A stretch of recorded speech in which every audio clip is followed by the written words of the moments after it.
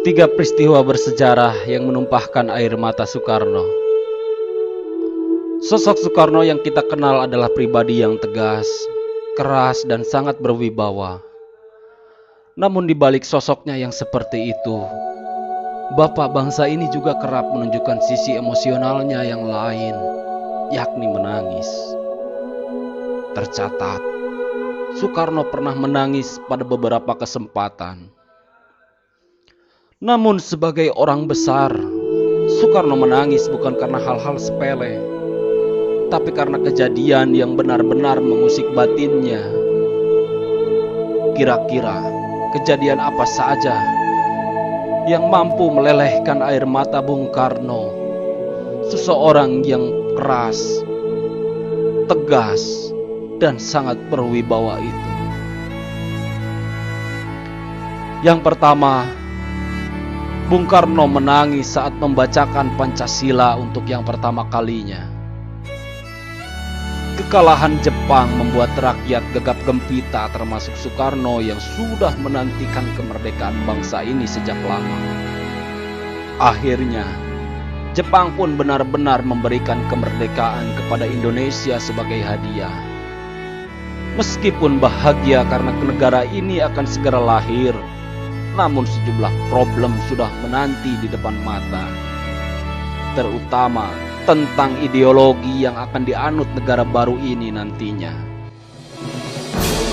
Sehari sebelum sidang BPUPKI, Soekarno bingung tak karuan. Pasalnya, banyak kelompok-kelompok yang mendatanginya dan menyarankan bentuk-bentuk ideologi yang akan dipakainya nanti. Ada yang ingin menjadikan Indonesia sebagai negara Islam. Ada pula yang menginginkan negara ini jadi nasionalis hingga federal. Penat dengan semua itu, akhirnya Soekarno pulang ke rumahnya yang ada di Flores. Di bawah pohon di depan rumahnya, putra sang fajar pun kembali merenung tentang ideologi tersebut. Akhirnya, tercetuslah Pancasila yang butir-butirnya mencakup semua kepentingan kelompok. Mantap dengan Pancasila, Soekarno bergetar jelang sidang BPUPKI pada tanggal 1 Juni 1945. Semalaman ia tidak bisa tidur sambil terus-menerus menangis. Dalam ratapannya tersebut, ia dipenuhi dengan doa-doa.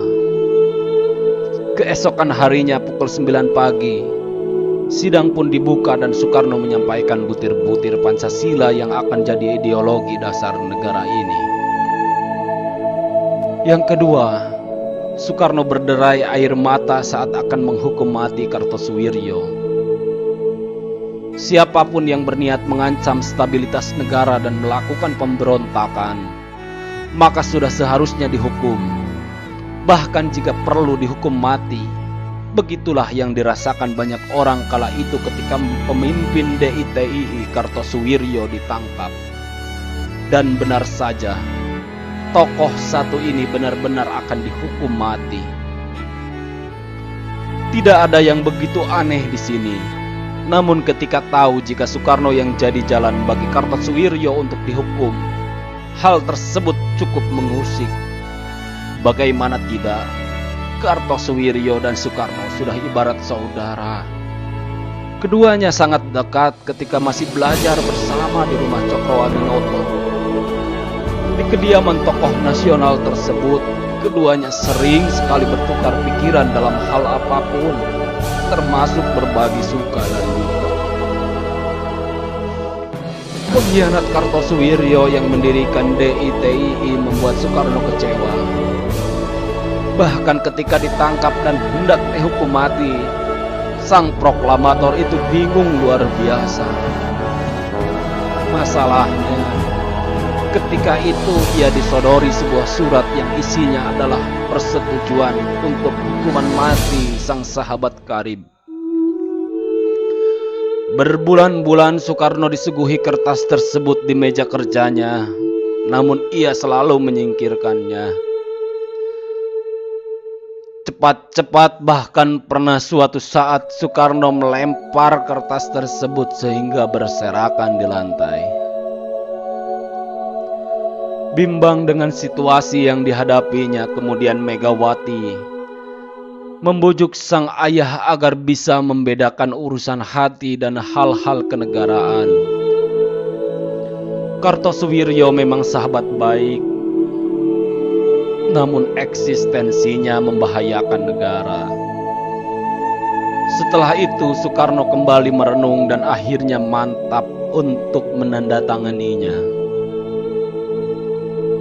Sambil berlinang air mata, sang putra Pajar berkata, "Sorot matanya masih tetap, sorot matanya masih sama, sorot matanya masih menyinarkan sorot mata seorang pejuang." Surat tersebut pun diberikannya kepada Maijen Suparman sambil terisak, dan jadi surat pertama dan terakhir eksekusi mati yang pernah dibuatnya. Kartosuwiryo pun akhirnya benar-benar dihukum mati dengan cara tembak pada tanggal 5 September 1962. Yang ketiga, Soekarno menangis di pusara Jenderal Ahmad Yani. 30 September baru saja lewat, namun kejadian paling kelam dalam sejarah bangsa ini masih terus diingat sepanjang masa. Berkaitan dengan hal tersebut, ada nama Jenderal Ahmad Yani sebagai korban pembunuhan biadab tersebut. Soekarno sendiri seperti dipukul dengan telak saat mengetahui kejadian naas tersebut. Ia pun menangis jadi-jadinya ketika berada di kubur sang jenderal ketika tak lama dimakamkan.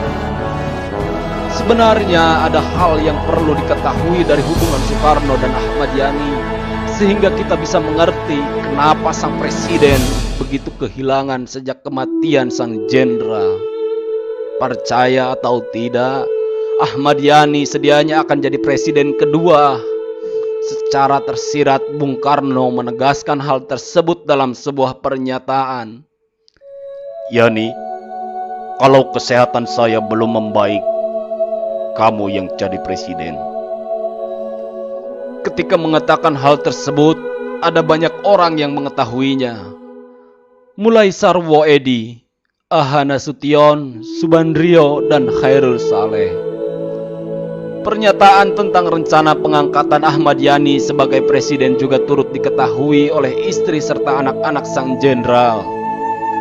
Sayangnya, cita-cita mulia sang jenderal tak pernah kesampaian ketika ia nyatanya malah dibunuh dengan keji pada peristiwa G30 SPKI.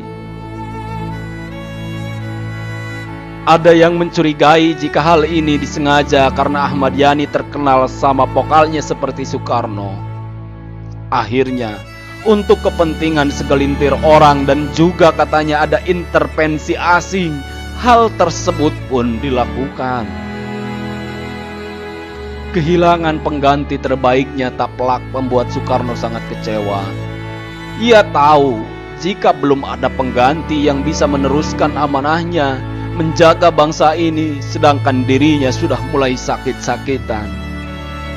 Jika saja Ahmad Yani benar-benar naik, mungkin saja era keemasan Indonesia seperti zaman Bung Karno akan bisa diperpanjang lagi. Akan kita bisa rasakan sampai saat ini. Kalau seperti ini, bukan hanya beliau saja yang harusnya menangis. Kita sebagai rakyat juga miris melihat kenyataan seperti ini.